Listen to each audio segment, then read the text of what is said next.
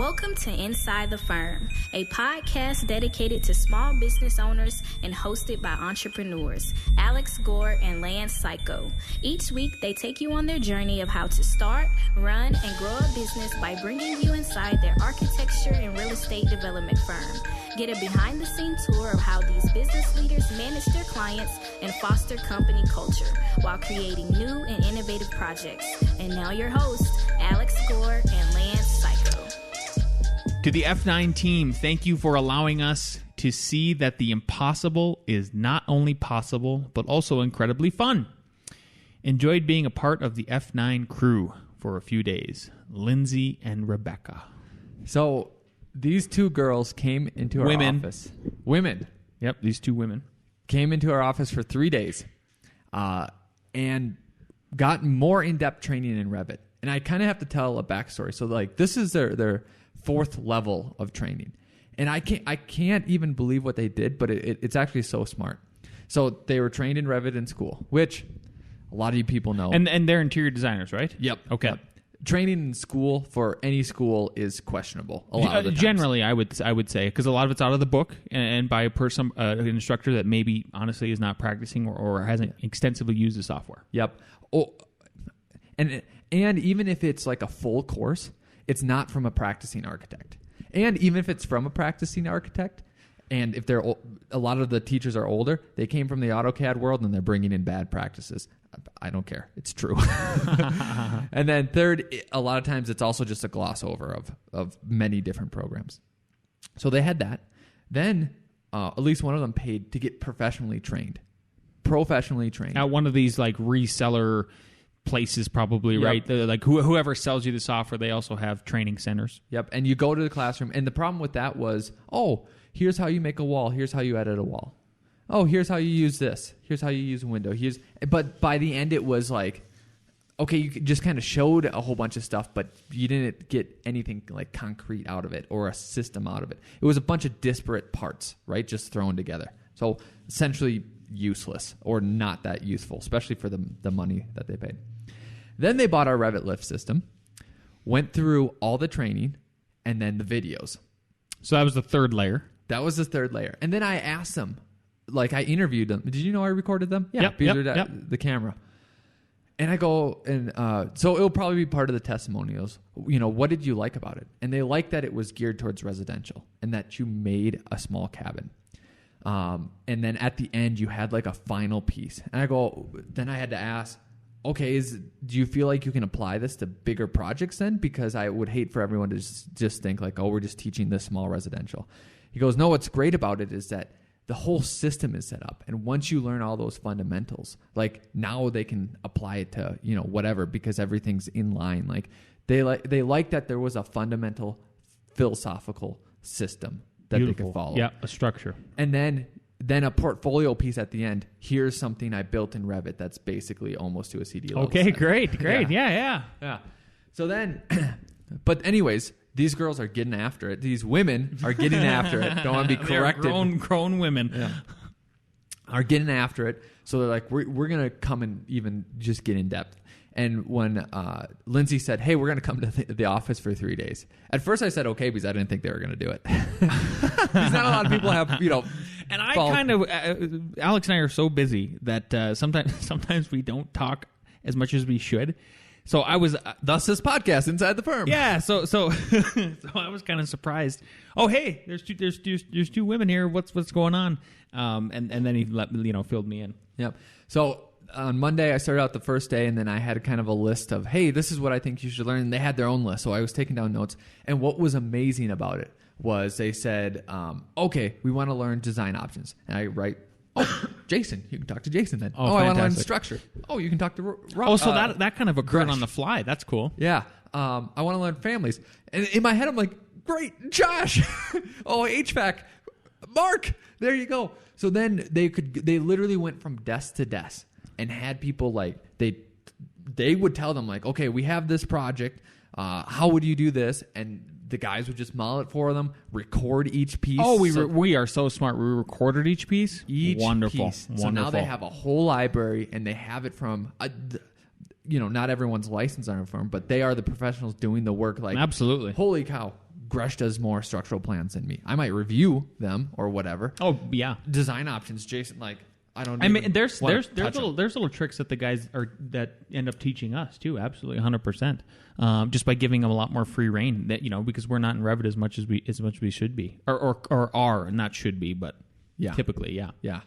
So, I just thought it was awesome. It was awesome. It was so overall, it was a very cool experience. I think for the whole firm, it seemed like it was a lot of fun, a lot of interaction. It was a break from the mundane. I think that's important in any kind of firm. Either you do like a fun little project or a retreat, or bring people in like this, and try to help them out. If you're another firm, sending your firm to other firms.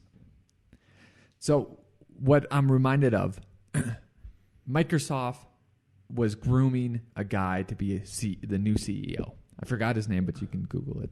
I'm sure they're grooming multiple people, but this is the guy that actually became it. Yep. And what they said is during, this was probably 5-6 years back, is we're going to exchange you. We're going to send you to a different company. We're going to give you to Netflix for a year.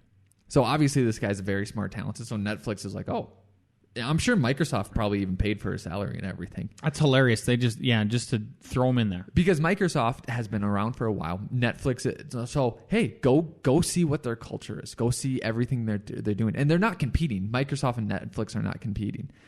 And then he came, he's doing great. Apparently he turned around the company, profits, all that stuff. But just like on our level, from small firm to small firm, I think it'd be great.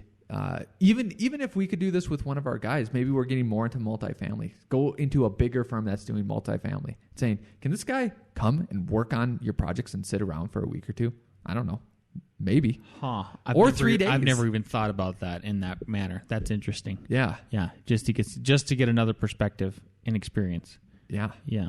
Especially with our friend that came down, like, go up there. Go to Minneapolis. See how they do it. See what you can bring back. Yep. Yeah. Yep. And then literally the exchange would be let's say it's our friend. I'm making up his name, Ben. Hey Ben, could you talk to your boss? And here's the thing is that he will literally help you out in whatever you want to do. Whatever, what I mean? We pay the salary. We pay the salary. And he's just there learning. I don't know, just an idea. It'd be interesting if they'd be open to that. Yeah. Maybe. Yeah. If any firms have any experience with that, let us know. Oh, yeah, for sure. That'd be cool. Yeah. Okay. Now you're going to read? Al reads. Wow. This is a new segment. Not NickReads. So this is from Blue Ocean Strategy, right? Which is a pretty cool book. Yeah. It's basically setting yourself apart. Some examples of Blue Ocean, Cirque du Soleil, right? So there used to be circuses, and they're like, okay, we're going to get rid of all the animals and then make it like cool and acrobatic and make it like a production theater. It's like combining these ideas. Discover Card sort of did that too. So they put, this sounds subtle, but it's not, like all the information is on the back instead of having it on the front and the back. And then when you call someone up, it's actually someone from the U.S. and then they actually give you your FICO score and they link your rewards to whatever you want. So like instead of rewards, you need to sign into another account. I have that with Capital One right now. It's just the worst. It's honestly the worst. So literally, like their whole philosophy is like designing the card that you'd want to do. So that's why when people get a card and they actually they promote a credit card, it seems crazy. It's because like, oh yeah, everything that I wish they would do, they're actually doing. But anyways, I wanted to kind of talk about this concept with you, and then see, just like on the fly, throw it at you. Okay. So it's talking about a New York transit police officer, the guy in charge of all the subways, all the transit, like I even think jaywalking and stuff like that. New York, I forgot when this was, the 90s, having a bunch of crime, and it's not the Giuliani effect or anything like that, right? People are pissed off, and basically he turns around this whole department, and it goes from like cops are not satisfied with their jobs. Funding is down. Crime is basically rampant in a way that they cannot see, right? So this is the concept they're talking about is tip point leadership, is concentration, not diffusion. It builds on... okay, let me go to the next page. Here we go. Okay. So basically what was happening was they have stats, right? And a lot of people like to lead by stats, like what's your revenue, what's the crime rate, what's going on. And people were complaining that they called the subway like a nightmare to rub on. And they look at their stats and they basically go, there's not that many arrests, there's not that many crime. Like our subway stats as police officers doing great. So this guy basically said, I'm going to go and have all of my guys ride the night subways so that they can see what's going on. And then we're going to have meetings with the community, right? And what they found out is that it wasn't blatant crime. It was being harassed by people panhandling. It was being harassed by drunken people. It'd be people vomiting. People just like... So it was this whole underbelly, which like, okay, it's not really a crime, but the people just hated it. And then the degenerates just went there, right?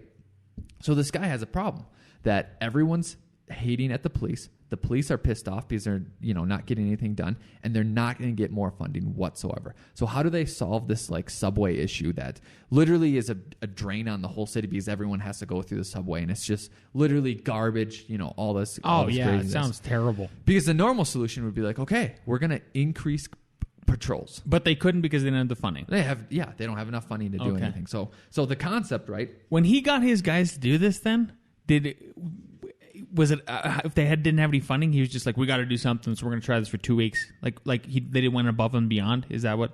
No. So I was like, what do you do? Because literally the solution that he gave, there's 30,000 police officers. So like he's running like a major company there. So he has a stats guy, and the stats guy goes, okay, we need to increase patrols. And we need to, there's all these subway systems, so it's going to be this much. And he looks at it like, there's no way we have the officers or the money to do that. Yeah. Right? So what did they do? So hot spots first, cold spots, and then horse trading, right? So hot spots are activities that have low resource input but high potential performance gains. So low input, and then you get a high result from it. Cold spots are the opposite, high resource but low impact. Yeah. Right? And then, so this is where he wants to do horse trading. So then he looks at all the subway systems and he goes, okay, where are most of the crimes concentrated? And they figured out. So instead of doing a blanket solution, he's just focusing on these areas, yes? Yep. So then he would literally take cops from the places where there aren't crime and then put them in the 20% that are crime. And then, and then here's the other thing. Then he looks, okay, so like that helped a little bit, but there still wasn't enough cops. There wasn't enough cops because they had no resources whatsoever. So they tried that out, and then all of a sudden they went and said, okay, what's the problem? Why don't we have enough cops? And one of it is, okay, you arrest a guy. You have to arrest him, right? Normally another police officer is there too. Then you have to get him in your squad car. Then you have to go down to the precinct. Then you got to wait in line. Then you got to book them. Then you got to fill out paperwork. And then by that time, like, okay, might as well get lunch. Then you got to go back. It was something like 8 hours? Exactly, 8 hours. Per right? one incident. Per one incident. Wow. So he goes, okay, we're going to buy or rent buses, and then we're going to bring the people that book them, and we're going to stick them at these 20% stations. Cop arrests the guy, picks him up, puts him in the bus, goes back down. He's done in an hour. So, like, he can make 8 more, arrests or corrections presence. Because they're shortening the time from nabbing the guy to getting him to at least a point of departure. Yep. Okay. Yep. So, and then that worked out. Everything came down. And then it goes over stats. Like, within 2 years, same budget, like, everything, like, police were very satisfied with their jobs. The neighbors, like all the citizens loved it now because they're not getting harassed by all these degenerates and all this stuff. So, it worked out. Great cop. And there's more to it. Like there's more. Okay, then he did this, then he did this, then he did this. But what I'm getting at is what's nice about having people and expanding, because it's hard. We talk about, we're still a small firm, I would say, because we're under 10 people. Teeny tiny, yep. Right? But I feel like what we're doing with our template, with our system, especially some of the guys and the improvements that they've made, is what are these hot spots and cold spots trade-offs, right? And not only are we doing it on an individual level where we're making components and then putting them in the template or the common files, then people can use right away. But then also as a staff where, one of our guys doesn't have as much to do, and I have a whole bunch to do. Okay, he would have just sat there and spun his wheels, right? But we have two people, me and you, bringing in work, right? And they're on different schedules. So then we can overlap so that we don't have this unproductive atmosphere that we've seen and experienced in so other firms. So when I read that, I'm like, oh, we just got to continue what we're doing, trying something, experimenting, and then think about like, okay, what can me and you think, or those guys can think, is a high reward that has a low impact?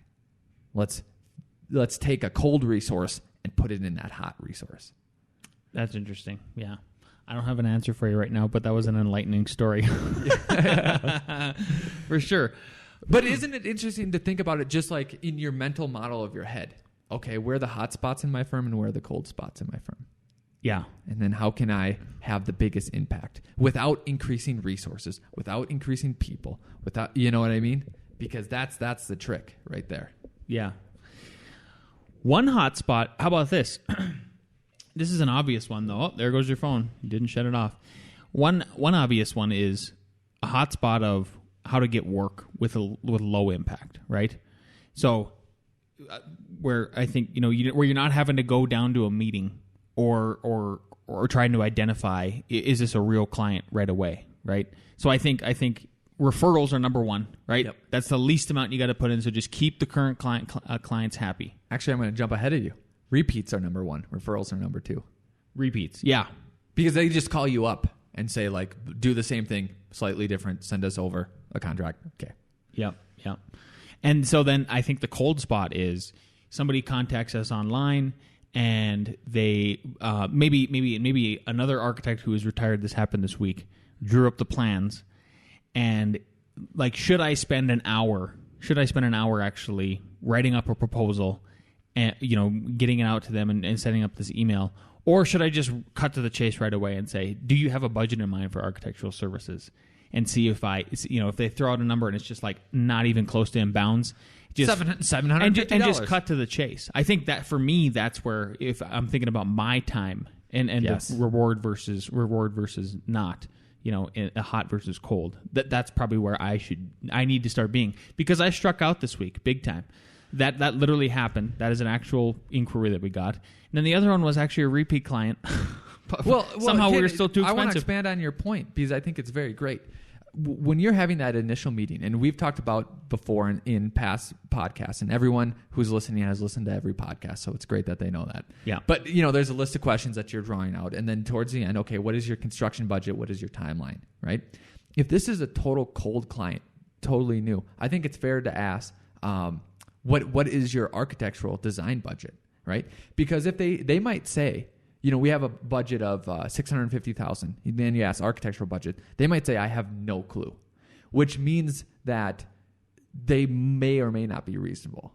We don't know yet. But at least the door hasn't been shut. It's still kind of swaying. Versus someone who has that budget, and then they know Bob or Frank or Julie, and be like, oh yeah, no, Julie got her plans online for $2,000. So I don't know, maybe $2,500. And then you'd be like, okay, this is not going to happen, because you could then, instead of spending a whole bunch of time, you could make up your normal fee, plug it, and they'll see that, okay, now it's 12, 20, and then you didn't waste 2 hours trying to hone it in, try to, okay, what is that sweet spot? Like, there's no sweet spot here. Yeah. This does not matter. No, this is my lesson of the week. Is I just felt like, especially, I had two big inquiries. One was a repeat client. We've done 2 designs for them before.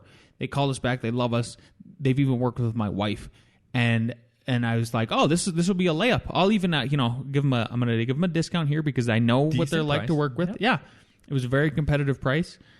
But even those guys, I should have just asked from the beginning. I don't know why I let it slip. And then the same thing for this other gal. But didn't your fee match in line with the other fees that you worked with them? It was a little bit more, but I mean, we've evolved. We have more staff. I think we gain talent we gain more experience, and our talent grows every day, right? So there's a justification there. Yep. Health insurance keeps going up. Yeah, all that stuff, right?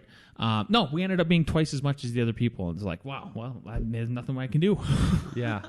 I mean, and maybe we could have made it work otherwise. What was the other one? And do you think that you're going to do what I did, where you swing so hard, you come around, and you might get a first base on one of them? Maybe the other. Exactly. I'm actually going to round back right after the podcast with the other client that contacted us and say, hey, I know I threw this number out for you. Do you have any feedback on it? Is that way out of bounds of what you're thinking? If it is, what are you thinking? And we are open to possibly working within that.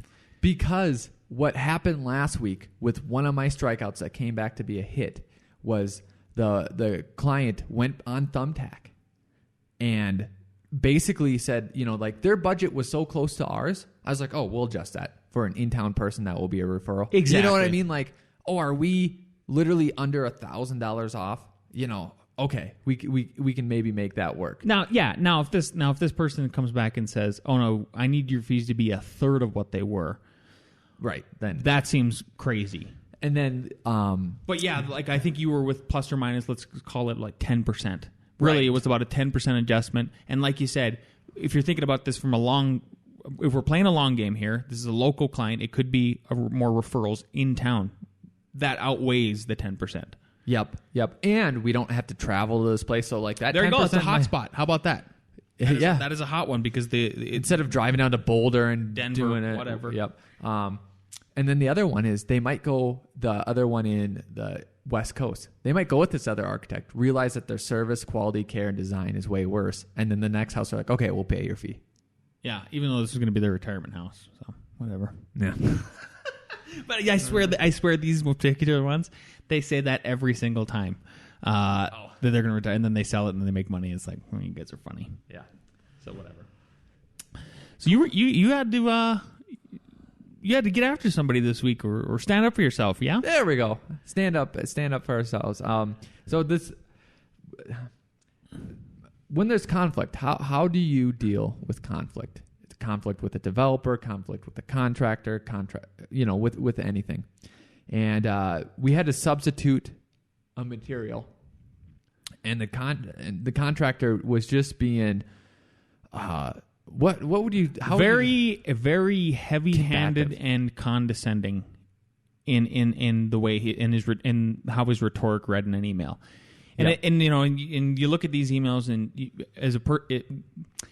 one thing you got to always keep in mind is emails are super cold, right? Right. But if there's maybe if one is kind of condescending, it doesn't matter who it is, you're like I'll let that slip, and I did.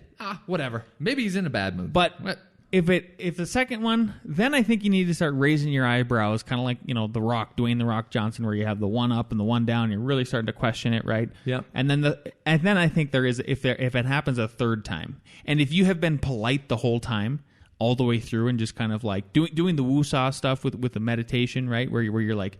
You get a negative thing and you're just like, well, I recognize you and now you go away. I recognize you and now you go away. Well, the third time, I think there's an obvious pattern here, and that's where you have to say, okay, I'm done with this pattern. I need to address this, run head on at it, and just be frank and frank and still polite, right? Yes. So then I opened the email on the weekend. I shouldn't. I was brewing about it. My wife, yeah, you were. He was all texting me. Yeah. My wife was telling me to be nice. I didn't want to be nice. So then I was mad. That's what my wife does too. Does yours groan? Like I'll tell her about stuff like this, and then she'll go like, "Oh, just Lance." She was just being positive, and all that. But I was being angry, of right? course. So I didn't want to deal with that. So, anyways, then I asked you, and you're like, "Say this," and it was not nice. I was like, I'll read it because I'm not saying it was me, but I was happy, right? So again, bouncing something off it. And this is, I just said, well, Lance said, I think I typed it up. Maybe I changed it a little bit, but can we drop the attitude and condescending tone? Okay, that's kind of confrontational. I understand that for me to say that back. But here's the second part, which I like. I mean, if you ask, if you're phrasing that in a question, think about how much worse it could have been if you. I forgot to put the question mark. I put a period. It was a statement. That was okay. But listen, but I'm going to tell everybody. For me, that's the difference. If you put a question mark, that question mark, as a guy who pays attention to details, that means a lot compared to a period. Yep. But here, the second sentence, which is, I think is key. It is hard to be proactive in a hostile atmosphere. So I was like, oh, great. That's why. And don't need to go into it. And then I start saying, like, my understanding is, and I start talking and then shop. right into the solution. So yep. you set, or possible you solutions. set the tone, and then right into the possible solutions. Yep. Then I got a reply.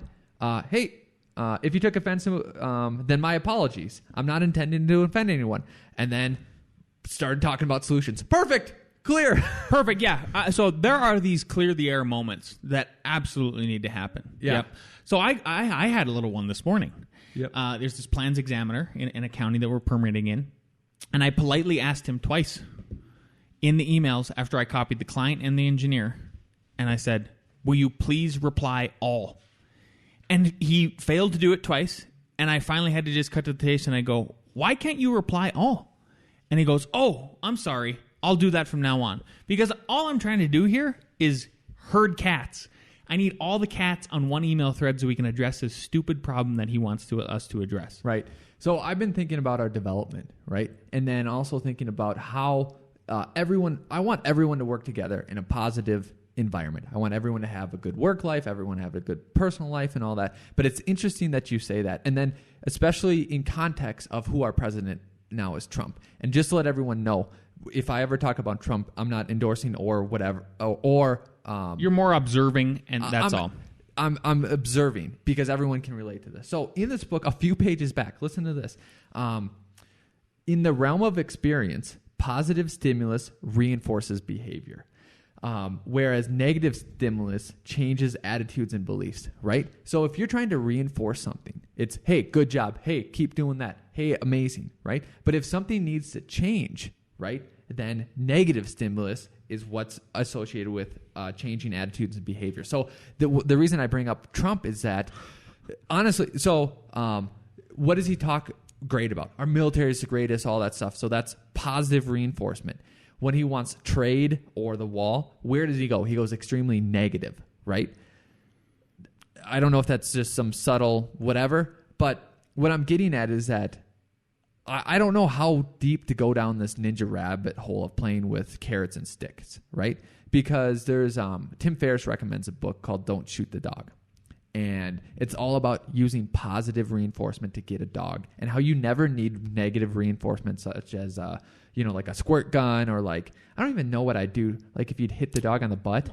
Yeah, no, exactly. Smacking, you know, getting after him like that. Yeah. It was a while since I was a kid and had trained my dog. But anyways, it's all about positive reinforcement.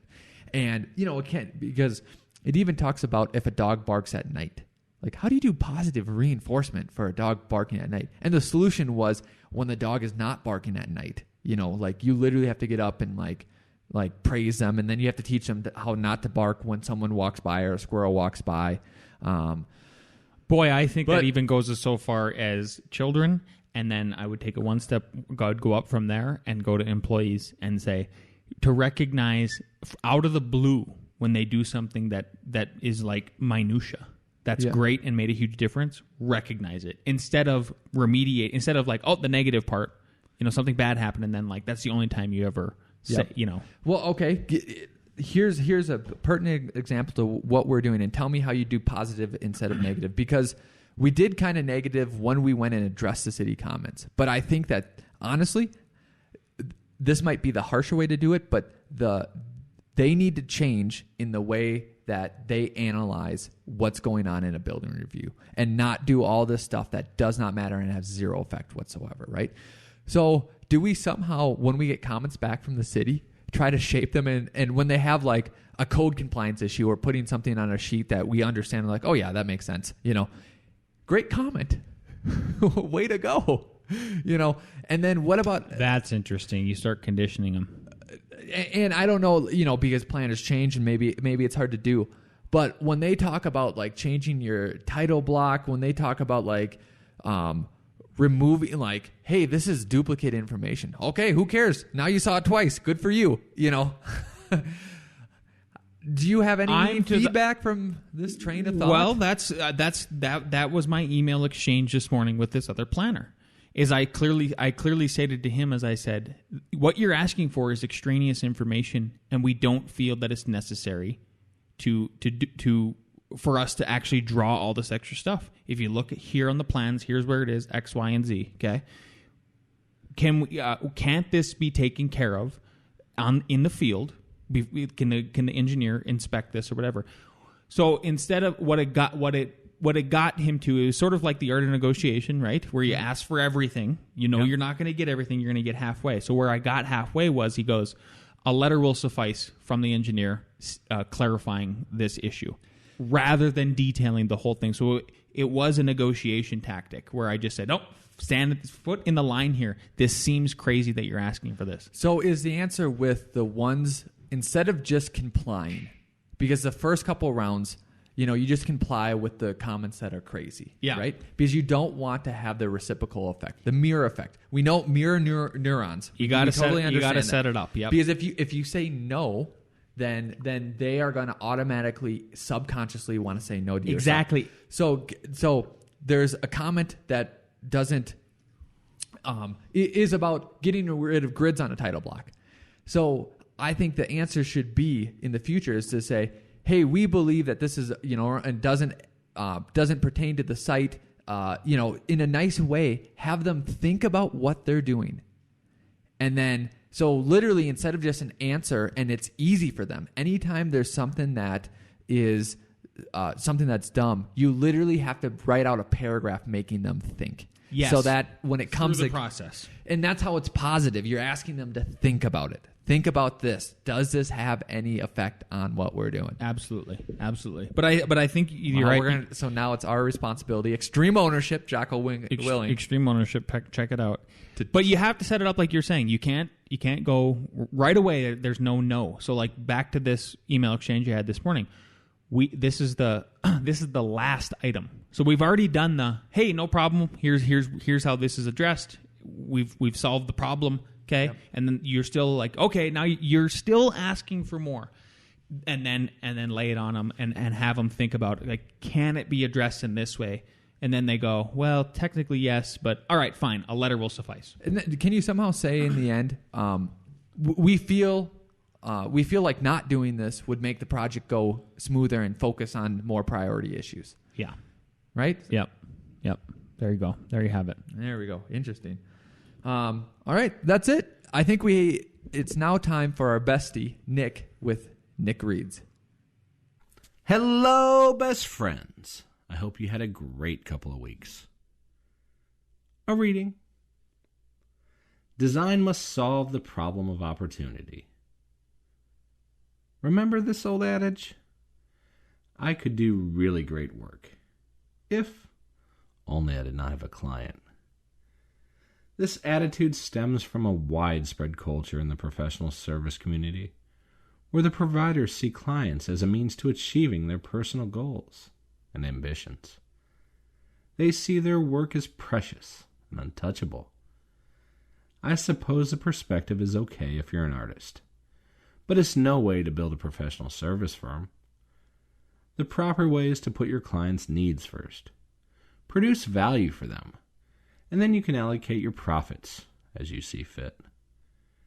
You're in the business of solving your clients' problems. If you're good at your job, you will actually generate new opportunities for them. The key is to always concentrate on understanding your clients' needs, putting those first, and driving your team to open up new ways forward for the client. This makes you valuable and keeps you in business. Art Gensler.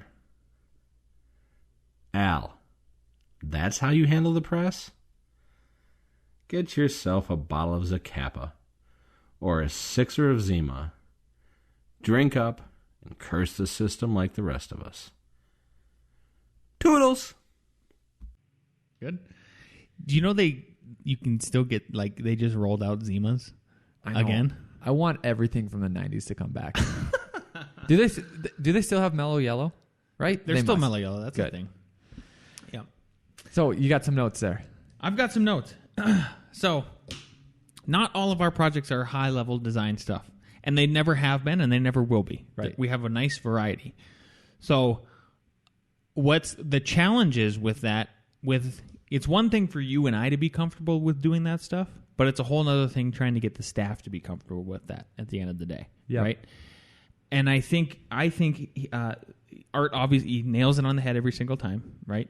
In that you are solving a problem. So that's how I always try to set it up. Is that even when we did two houses that are getting repeated multiple times in this development. They're build-a-level houses. But what I stressed to Jackson when he and I were drafting up is I go, the critical part here, the part to get invested in emotionally, because architects need that, designers need an emotional investment, is the floor plans. Like, just set it up and just flat out from the beginning that the exterior is not where you're going to get off in that regard. It is the floor plans. The floor plans need to be timeless in the sense that they're modern, in that we're not knocking down walls, and we're not doing like 70s style compartmentalized floor plans where the dining room is all confined and stuff like that. Yep. So I think and then at the end of the day, it's like, hey, do what you got to do to like this job, to like this task, whether it's putting on music that you like or a video or something like that, because at the end of the day, you're still going to get your paycheck, and we're still gonna work towards a big bonus at the end of the year. Like all that we're still solving a problem. And here's how I think about it is basically, so me, you, and everyone in our staff has almost had where, hey, we pushed the design in a good direction, and it came back and it was basically, no, go back and something we know, like either maybe not the worst materials, but just not good design Terrible decisions. Yep. Right? So, okay. The customer's always right, but that doesn't mean that they don't make terrible decisions sometimes. Let's follow if we try to keep a hard line with that, right? So we try to convince them, it doesn't work, right? So all of a sudden that project loses money. So then as a firm, we need to think, okay, we need to solve this because we can't keep fighting and losing battles in these certain situations. So now we need a better screening process for clients, right? Which means we're not going to let those clients in to our little world. Okay, think about the ramifications of that. We have a 8-man firm that you have to do some of those projects, but you also get to do some very cool projects. And you also get the flexibility of always being productive, working in a great culture, and all that. If we go that route of sticking this line, we might lose 10 to 20% of our clients. And that honestly means two of you don't work here. So do you want to put up with that and do the land solution? And which allows us to that flexibility that we talked about, like passing projects back and forth or having people come in and doing something unique, and then us doing our own cool projects of our firm, our own development, our own building, building the firm that we want, not forcing our ideas always on everyone else. What do you value more? Yeah, and that's the critical part to setting up the whole equation. Absolutely, it's a high level 40,000 foot perspective that it's up to us to successfully disseminate to everybody else. And I'm not saying that the firms that do the other way are in the wrong, because you could definitely hold to your design standards and do all that, and maybe have these fights and arguments. And we've heard them with the not just the owner, but with the contractor too, and price overruns, right? We just choose to loosen that up a little bit, which allows us the flexibility to hold that strong line on the projects that we want to do. So we're not forcing it on someone else. We're giving it to ourselves. Yes. So it's just a different trade-off. Yeah, just a trade-off. A horse trading. There you go. There you go. Back to it. Yeah. Thanks as usual, Nick. I just love your sultry voice. Yeah. Every Friday, except for last Friday. He carries the podcast. He absolutely. He is the cornerstone of the podcast. Yeah. All right, I think it's time for a little A.R.E. Jeopardy. No, let's get the boys in.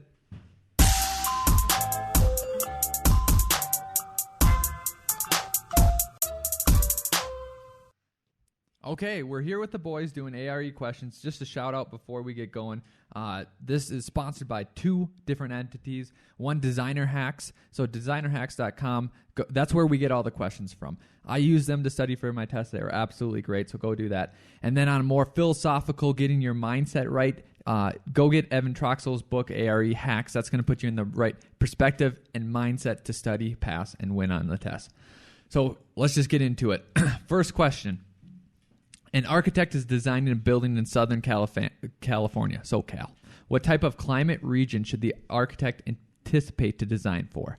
A, cool region. B, hot humid region. C, hot arid region. D, temperate regions. E, tropical wet regions.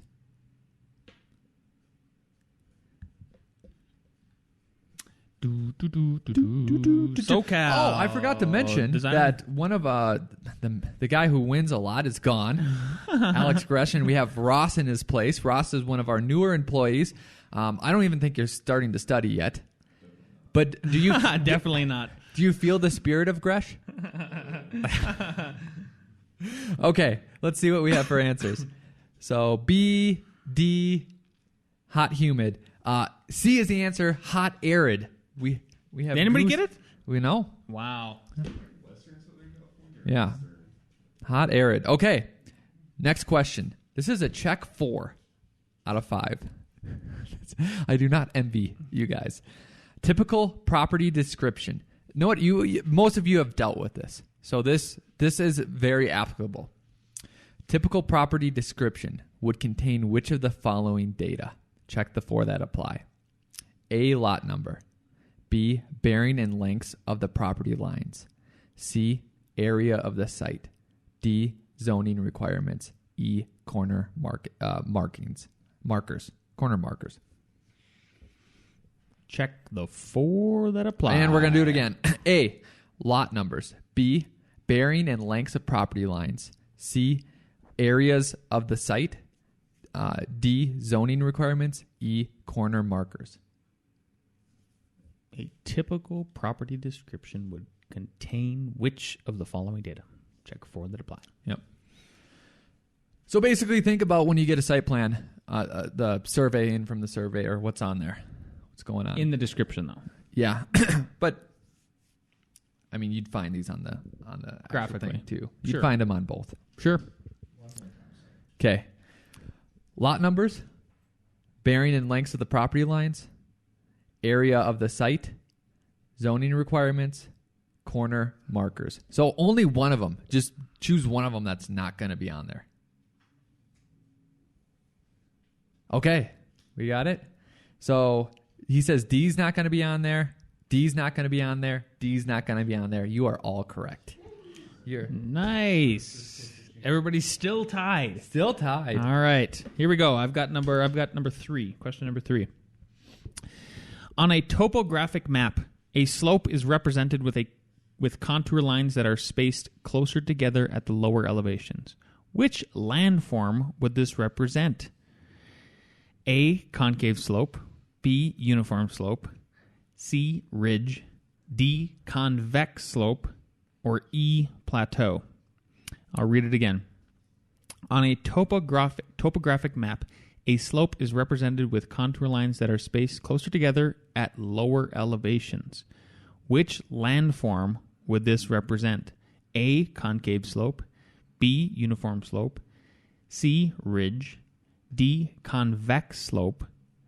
Or E, plateau. And while everyone is thinking, just D for the last question was zoning requirements. So you won't see the zoning requirements, but you'll see lot numbers, bearing and distance of lines, the area, and corner markers. They're not going to give you your setbacks and your landscape buffers. You got to guess? Yeah. I wouldn't get this one that I just read. What I saw, though, in case anyone wants to take a little extra time, is someone was drawing it out. So you will have sheets that you can draw out and then try to take a guess from. So what do we have? A, D, A. D is correct. There we go. Congratulations. Convex slope. We have someone in the lead. We have someone in the lead. Let's see if he can hold it. All right. May the power of Gresh compel you.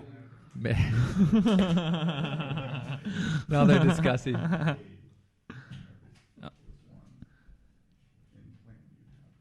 Okay. That makes sense. Wow, look at that. He's thinking in 3D. We'll discuss this later, guys. Because I think it's worth it to discuss it and draw it out. Yeah. Okay. Number 4. An architect documenting an existing building might need to do which of the following? Check 3 that apply. So you've all as-built. You've all done. Yep. An architect documenting an existing building might need to do which of the following? Check 3 that apply. A, document dimensions of the structure, external walls, and partition walls. B, provide a cost estimate for demolition. C, take photos of the videos of the building. D, provide a preliminary project schedule. E, inquire from the client if the as-built drawings are available. Would you like me to repeat those? I see no repeat requests. Everyone in our firm has done this, which is great. Have been on site, drawn up. Okay, you guys have your left them. You guys said, "I'm out of here." You guys, I don't even go anymore. They just handle it. One more second. All right. Yes, he can. Yep. D, provide a preliminary project schedule. E, inquire from the client if the as-built drawings are available. You know what I've wondered? What have you wondered, Do listeners, like if I was a listener, would I hit the reverse 30-second button quite a bit during these questions? Oh, and go back? Yeah. Or 15 seconds? Yeah, whatever it is. It's 30 seconds on Audible, 15 on iTunes. Okay. Gotcha. Good? Is this on Audible? No, we're not cool. Okay. All right. ACE. Bam. You are all aces. You are all correct. But Jason still wins because he had one on top. So thank you, Jason. I hope he picks a place where we get soup because it's cold today. Yeah, there you go. They have salad too, and maybe fries. Yeah, that's your thing. All right. That's that, yeah? Yeah. Then we'll do a closing? Okay. My typical, okay. So, 2 things to kick off, to end the podcast, and then I'll let you end it. Eric Reinhold's 30 by 40 design workshop on YouTube. This week is architecture. It's actually this week. Oh, yeah, I'm sorry. photography. Yeah. Yep. I got called out because apparently on Mark's podcast, I thought Eric was going to be on it, but I think that was just he was posting an old one. People yelled at me. It was Nick. Nick yelled at me.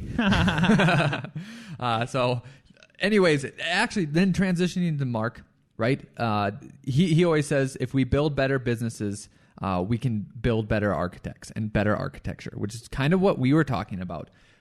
Exactly what we were talking about with getting the business in line so that instead of us maybe forcing too much on the other people, we're building our own architecture, right? You got it. So if we want to build that thriving, profitable business, then we need to focus on our practice and our craft and our art and, making a business. To start that off, what you can go is you can go to entrearchitect.com/free course. So he's going to start you on this path. Again, free course. It's free. It's worth your time. Go check it out. ENTRE architect.com/free course. Go check it out. Booyah. Booyah. Last but not least, follow us on the Twitter. Join the Inside the Firm Facebook group. It's a special little group that we talk business and we get asked questions and can interact with us directly. Please also share this episode or your favorite episode with a colleague. Somebody who else you think who could benefit from it. Doesn't even matter if they're an architect. It could be anybody who learned some valuable lesson, business-wise or even personal-wise, from listening to an episode. We'd love to help spread the message and spread the podcast. So see you next week.